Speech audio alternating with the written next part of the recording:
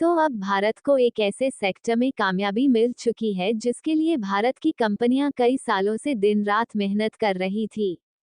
जहां Indian company की इस सफलता के बाद भारत की सेल्फ डिपेंडेंसी और भी ज्यादा बढ़ने वाली है। आज हम बात कर रहे हैं न्यूक्लियर पावर प्लांट में यूज होने वाले फ्यूल मेकिंग टेक्नोलॉजी की, जिसके लिए स्ट्रीम जनरेटर का उपयोग किया जाता है और इसके मामले में भारत अभी तक दूसरे देशों पर पूरी तरह से डिपेंडेंट था। लेकिन हाल ही में एक खबर निकल कर आई कि भारत की दिग्गज construction and manufacturing company L&T यानी कि लार्सन एंड टर्बो ने कई सालों की मेहनत के बाद 700 मेगावाट के स्टीम जनरेटर को सक्सेसफुली इंडिजिनियसली डेवलप्ड कर लिया है, जिसका इस्तेमाल न्यूक्लियर पावर प्लांट में यूज होने वाले फ्यूल को बनाने में भरपूर मात्रा में किया जाता है। और कमाल की बात यह है कि भारतीय वैज्ञानिकों ने तय किए गए समयानुसार से लगभग 12 महीने पहले ही पहले स्टीम जनरेटर इंजन को सक्सेसफुली डेवलप करके हरी झंडी दिखा दिया है। पूरी अपडेट क्या है, इस वीडियो में समझते हैं, लेकिन आगे बढ़ने से पहले भारतीय वैज्ञानिकों की इस नई कामयाबी के लिए वीडियो को एक लाइक करके चैनल को सब्सक्राइब जरूर कर लीजिए।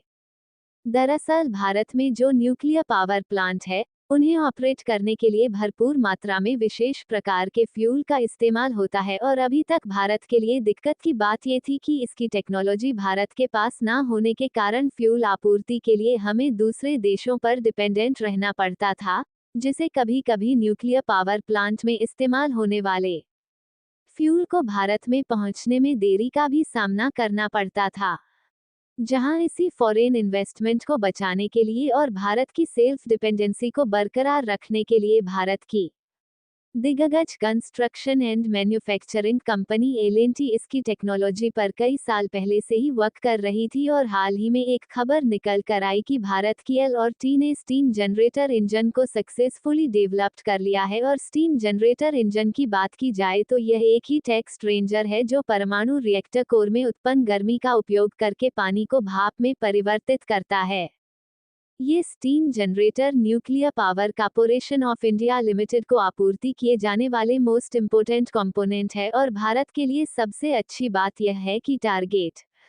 टाइम से लगभग 12 महीने पहले ही इसे डेवलप कर लिया गया है, जो कि एल&टी की हैवी इंजीनियरिंग का एक और नमूना है। आपको बता दें कि भारत में जितने भी न्यूक्लियर पावर प्लांट ऑपरेट किए जाते हैं, उनमें इस्तेमाल होने वाले फ्यूल को हम दूसरे देशों से इंपोर्ट करते हैं। और यहाँ तक कि इन न्यूक्लियर पावर प्लांट को बनाने में जितने भी रिएक्टर का इस्तेमाल किया गया है, उन्हें हमने रूस और अमेरिका जैसे देशों से इंपोर्ट करके डेवलप किया है। लेकिन भारत में इंडिजिनियसली इस तरह की पावरफुल रिएक्टर टेक्नोलॉजी डेवलप करने के बाद अब हमें रूस और अमेरिका जैसे देशों पर रिएक्टर और न्यूक्लियर पावर प्लांट में इस्तेमाल होने वाले फ्यूल के लिए डिपेंडेंट नहीं रहना पड़ेगा। यानी कि भारत ने परमाणु ऊर्जा क्षेत्र में एक बहुत बड़ी कामयाबी हासिल कर ली है, जिससे भारत को इस क्षेत्र में नई ताकत मिलने वाली है। इसके बाद परमाणु ऊर्जा क्षेत्र में हम अपने प्रोडक्शन को और भी ज्यादा बढ़ा सकेंगे कि हमारे पास स्टीम जनरेटर होने के कारण हम भारत में खुद फ्यूल बनाने जा रहे हैं, जिससे दूसरे देशों से फ्यूल इंपोर्ट करने की लागत बचने वाली है। और इस लागत से हम अपने प्रोडक्शन को और भी ज्यादा बढ़ा पाएंगे। और आपको जानकर खुशी होगी कि इस तरह की टेक्नोलॉजी बहुत ही कम कंट्रीज के पास मौजूद है,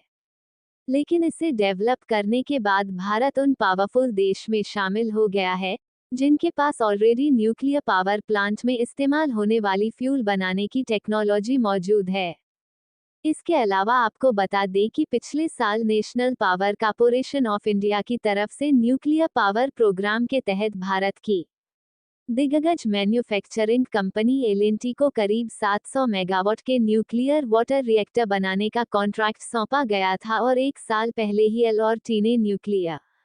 इसे सक्सेसफुली डेवलप करके national power corporation of India को डिलीवर किया था। और इसी कंपनी की तरफ से एल&टी को स्टीम जनरेटर बनाने का कॉन्ट्रैक्ट भी सौंपा गया था।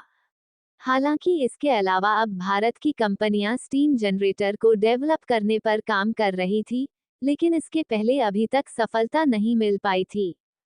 लेकिन एल&टी के वैज्ञानिकों ने जो करके दिखाया है, उससे भारत की नई ताकत का अंदाजा दूसरे देशों को भी हो रहा है, जिसकी जानकारी खुद लार्सन एंड टर्बो ने एक्स पर पोस्ट के माध्यम से दिया है, जिसमें ये साफ साफ बताया गया है कि एल&टी की हेवी इंजीनियरिंग शाखा ने 10 बाय 700 मेगावाट के स्टीम जनरेटर को तय किए गए समय से लगभग 12 महीने पहले सक्सेसफुली मैन्युफैक्चर करके nuclear power corporation of India को डिलीवर कर दिया है। हालांकि देखा जाए तो इस समय भारत न्यूक्लियर पावर प्लांट के मामले आने वाले कुछ साल 2070 के लिए अपने विजन को क्लियरली तैयार कर लिया है और इस समय न्यूक्लियर पावर प्लांट भारत में बिजली उत्पादन का 5वां सबसे बड़ा सोर्स है, जो देश में कुल बिजली जरूरतों का लगभग 3% हिस्सा है,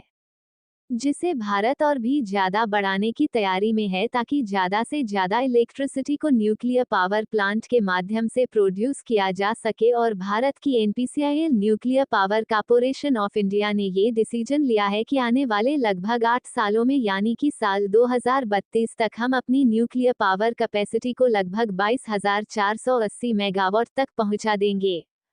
जबकि इस समय वर्तमान में एनपीसीआईएल 8,180 मेगावाट की क्षमता वाले केवल 24 रिएक्टरों को संचालित कर रहा है, यानी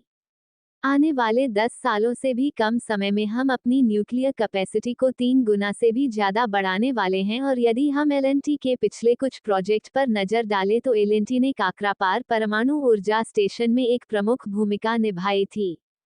जिसकी यूनिट 3 एंड 4 को इस साल फरवरी में माननीय प्रधानमंत्री द्वारा राष्ट्र को समर्पित किया गया था, और साथ ही 500 मेगावाट प्रोटोटाइप फास्ट में कोर्स यू लोडिंग का एक ऐतिहासिक मील का पत्थर भी साबित हुआ था।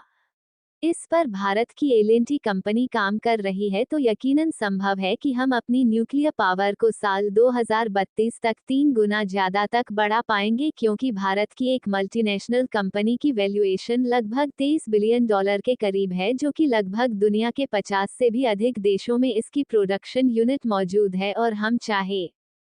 स्टीम जनरेटर को उन देशों में एक्सपोर्ट करके अच्छा खासा मुनाफा कमा सकते हैं, जिन देशों के पास अभी भी यह टेक्नोलॉजी नहीं है। फिलहाल भारत में न्यूक्लियर पावर प्लांट में इस्तेमाल होने वाले फ्यूल को प्रोड्यूस करने की टेक्नोलॉजी को तो डेवलप कर लिया गया है,